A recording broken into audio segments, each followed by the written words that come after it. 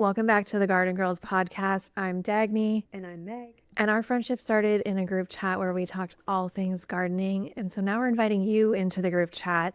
And today we're going to be talking about soil health, specifically in the winter, because winter is coming. And there's some things that you need to know and keep in mind just to make sure that your soil comes out into spring looking and doing as well as it possibly can. I'm curious, like, what your perspective is on this. I feel like we're gonna have a lot of the same sort of things to say, but there are very important things. I think so. And I think soil health is the most important thing in Right. your garden, I think. And especially over the winter, you want to protect your soil. I think a lot of people, a lot of beginners especially, they just think that they don't have to do anything over the winter, that the garden is dead, so why worry about it? But that is like far from the truth. Honestly, Yeah. it might be one of the most important times to set yourself up and your soil up and your garden up for the next year. Not only the most important time, but the easiest time to do it. Right. Because typically there's a lot less or nothing in the garden. So it really is like, also, what else are you doing around that time? So I do tend to take the most care of my soil in like very late winter, specifically going into spring. But there's things that I also think you need to keep in mind going into winter just to begin with, because we have like these freeze thaw cycles. A lot of times, like, there's potential for plants to get pushed up out of the ground if you've got perennials in the ground. We want to try to minimize the extremes that we're experiencing, on top of making sure that we're accounting for loss of nutrients and things like that. Right. And whatever you do, you want to protect the soil. You do not want to leave bare soil over the winter. That's like the worst thing you could do. Yeah. Because there's erosion from rain and snow. The microbial life in the soil does not like erosion. It likes to be protected. And, nutrients can leach out that way. Like, it's not good.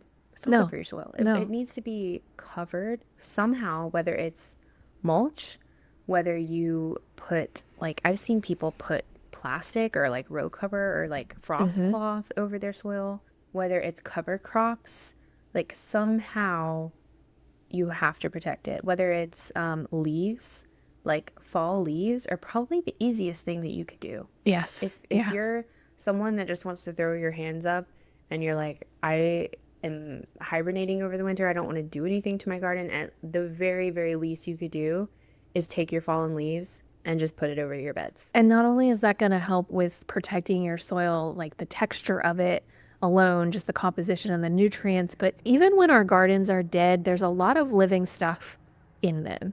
And we want to protect those too. Like you were mentioning the microbes, we've got also overwintering bugs that we're trying to take care of here. And if they're getting disturbed by these huge temperature fluctuations, that's not good either. So we're really just tucking everything in. We need some kind of a blanket. And I've been using a lot of the straw lately just because it's so lightweight and easy. But I mean, you can also, like, you could use pine needles. They're a little acidic. It's not ideal, but if that's all you have, it's an option. But typically, I would say like straw or shredded leaves are your best bet. I love straw or hemp because it breaks down really fast, really easily, and that adds more to your soil. It actually helps amend the soil.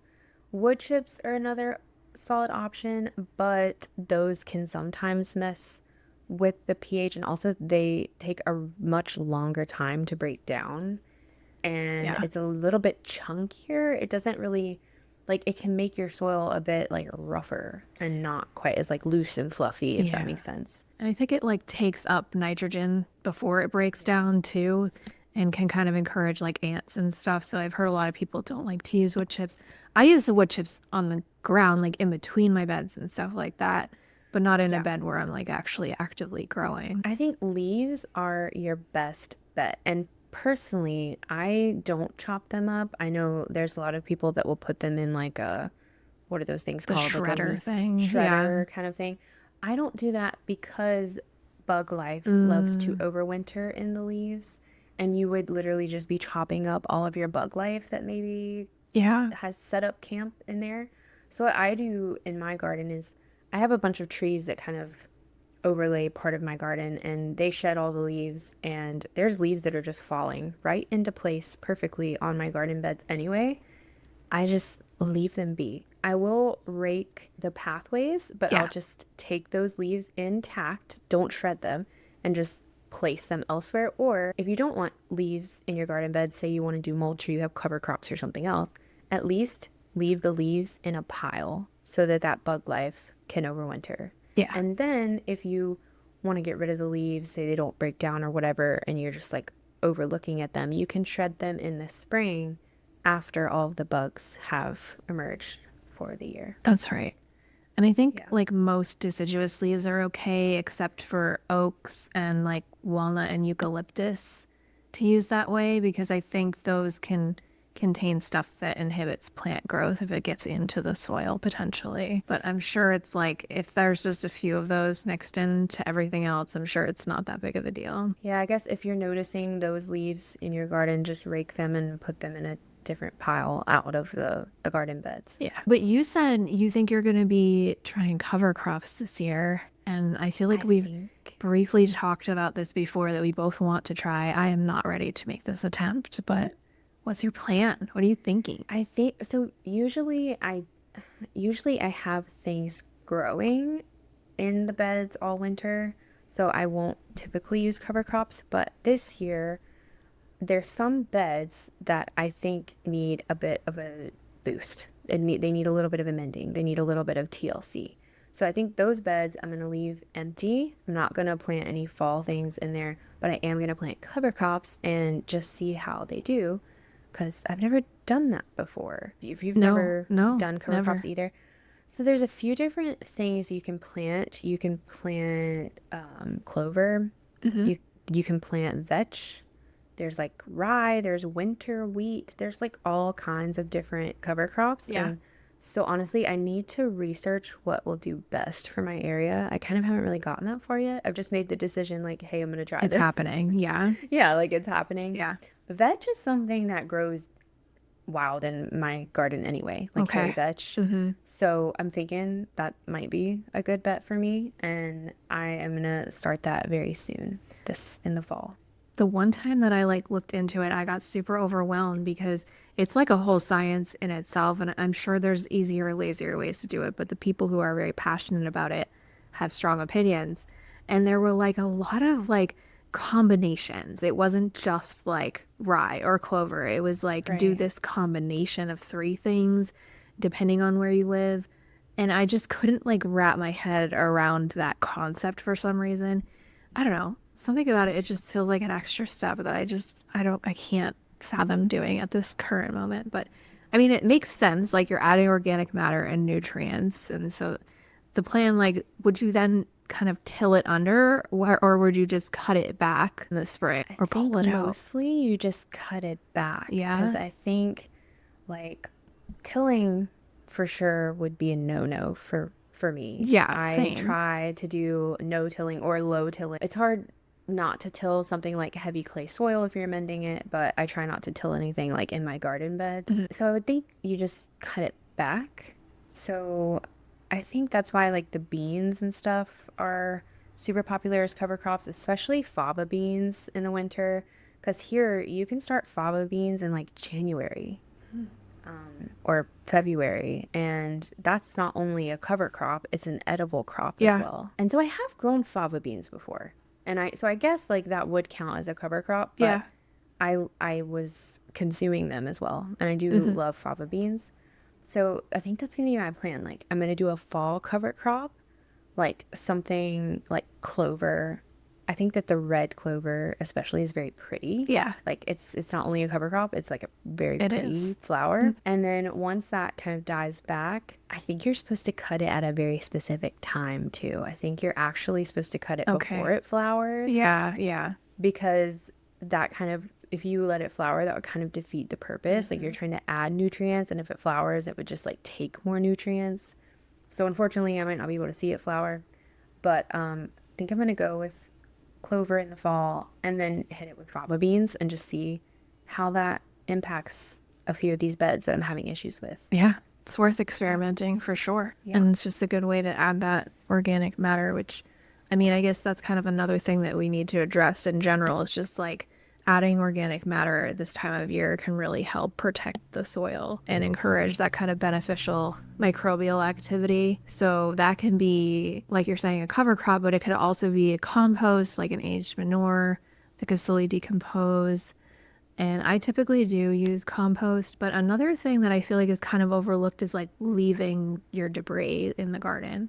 Kind of does act like a natural mulch and adds that organic matter as it breaks down over the winter months. So those, I mean, it's so tempting to just rip everything out of your garden and have a fresh start, but at the same time, like there's so many benefits, you know, like leaving this stuff in the ground, giving it that organic matter and giving bugs a place to rest. Never rip, always cut. Yes. Don't rip Yeah. out if you can. Just cut things down at the base, because those roots in the soil, they're just adding to that microbiome of your soil. They're adding. If you rip that out, you're disturbing the soil. You're disturbing that microbiome, whether it's like microbes, fungi, worms, ground beetles, like all of those good things. You could be disturbing them. We don't want to disturb them. So just cut down to the ground. Yeah, and I've been amazed, like, if I leave stuff, how well it does break down. Even like a really thick, like broccoli stem will almost completely break down by the following spring. Yeah. Like, you'll just have this little nubbin to pull out, and that's it. And you don't even really need to pull that out. But you can really leave most things, I would say, and just let them work their magic. Compost in place, essentially. And a lot of those little bugs that you see crawling around, like I know that roly-polies are controversial, right? Because like, yes, will they eat your seedlings? They will. But also they're little composters that are eating everything else that you leave in the soil. Like they annoy me in the spring, but I love seeing them in the fall and winter because they're just doing their little composty thing. Right. And the worms. Like, we need to give them something The worms. to eat and work on. So Right. if you take everything out of the bed, they've got nothing to work with. I usually do an amendment, a top up of compost twice a year. Now in the fall and then in the spring. And it's kind of like in the fall after your summer crops are coming out, amend it for the fall crops. And then again in the spring after the fall and winter, just amending again, like before the summer crops. Those are two really good times to amend. Yeah. Compost. And it's easy to remember because it's like good timing just to get Right. it in there for sure. The other thing that I wanted to talk about is like avoiding compaction, because especially here where like the ground freezes solid. Does the ground freeze solid where you are? Like, It can. yeah. Like the past few years, we haven't had much of a winter, like extreme weather or anything like that. It can. Like sometimes we do have deep freezes. Yeah. Yeah. But Yeah. it usually warms back up really quickly. It usually does not stay frozen for long. If I it would happens. say our ground gets like frozen solid for at least a month or two out of the year. It's getting later and later in the winter season at this point, but it's still happening, and that does contribute to compaction. I'm growing in the elevated beds, so it doesn't really affect me as much. But if I were gardening in ground, like that's really not a good time of year to be like walking on your garden beds. The soil is like really wet and like half frozen, especially like that permafrost layer. It can just kind of mess up the soil structure. It's another reason why it's so important to cover it. Yeah. Because imagine right. if that happens and it's not covered, you're literally just destroying the soil structure at that point. Which I am guilty of that. My first year of gardening, I didn't know Yeah. that I didn't know the importance of all of this. I just left my garden. I was like, oh, so cool, summer's over. I don't have to do anything else until next year. Yeah, that was Not that so. was wrong. Right. Right. Also, if you don't cover your soil, not just erosion, but like soil depletion can happen a lot faster as well. I mean, because of erosion. But that's just another thing to consider. If you think that, topping up with compost is expensive, if you let it like keep depleting and it's like you're adding soil, but it keeps depleting, that's also like very, very expensive. So again, just protect.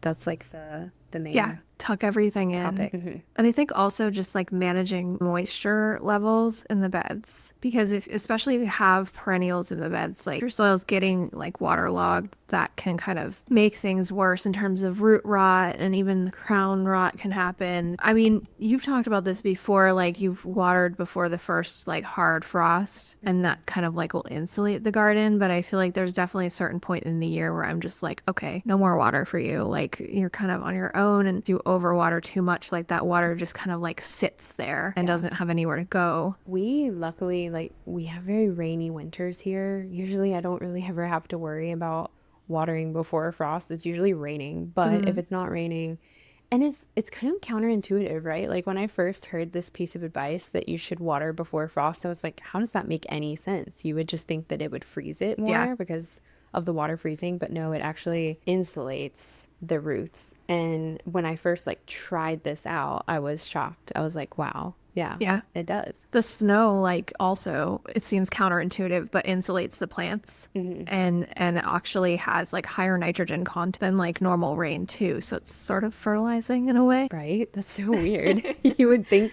the opposite. No, I always like snows in the garden versus just being like cold all winter for that reason. Which you actually get snow. We barely get snow here. Yeah. Like if it does, it's snowing for like a day and it melts either the same day or the next day. I haven't had a decent snow here since like my childhood. Honestly. It's definitely way less here. Like it used to be every year we'd get at least one like huge storm, and then there would be a good month or two where there was always snow on the ground. And now that's like less and less common. Like we do get snow, but it's more just like casual snow, like Yeah. a couple inches, it sticks around for a week and then it's gone kind of thing. When do you like test your soil? Do you test it in the winter or do you test it in the spring? Because I don't test my soil at all. If I need to test it, I usually don't test it unless I notice something's wrong or it's not performing as well as I'd like it to. Then I would do it in the spring. And I just use, they might not be the most accurate, but I just use those little test kits that you can pick up at a garden center or Lowe's or whatever. Just to get like the basics. I think the tests like pH and then nitrogen, phosphorus, potassium, like the basics. Yeah. But if you're curious, like say you moved to a new house or something and you want to know what kind of soil you're working with, I think that you can get a test ordered from like the state, whatever, agriculture, whatever, and you can do like more extensive testing. I've never done that before, but I know that a lot of people do that. It's just I would a be lot of curious. Work. Seems like a lot of work. I know. I don't want to like go to the effort, but I am curious. I know. Yeah. I might do it one year because I'm also just curious. I don't know. Might as well. Seems like my soil is great for the most part, but like I said, there's a few beds that I am worried about that I think we've had a lot of rain this past summer and rain leaches nutrients out. So I know that some of my beds are imbalanced from that, but I think when you're dealing with that, the easiest thing you can do is just add back in organic matter, whether it's in the form of compost or mulch, or you do lasagna, regenerative gardening, like whatever you want to do, as long as you're just adding organic matter back into it. There's also organic fertilizers like blood meal, bone meal, And those will also help in the spring with kind of like keeping your soil, like it'll thaw out faster because it will have been so insulated if you add that kind of blanket of organic matter early on. But I will also kind of preheat my soil in some cases and like wrap a container full of soil in plastic just to kind of give it a little greenhouse effect so it can trap some of that heat from the sun and thaw out faster for me, so that I can garden a little bit sooner sometimes. Because that's the most painful part, is just like waiting for things to thaw out in the spring. So you can preheat your soil. It's kind of a pain if you don't have the stuff already, but you can really just throw a tarp or some greenhouse plastic over any of your beds and it should warm it up. Just don't leave it on too long if you're trying to avoid like solarizing your soil. That's actually a good topic because like I don't really have to worry about my containers here. But for you, like, do you have any perennials or fruit trees in containers or anything that you have to protect? Yeah, so the Like with fruit trees that I frostbite? have in containers, 3 fruit trees in containers, and I have the tea bush in a container and my rosemary, and all of those get moved inside, honestly.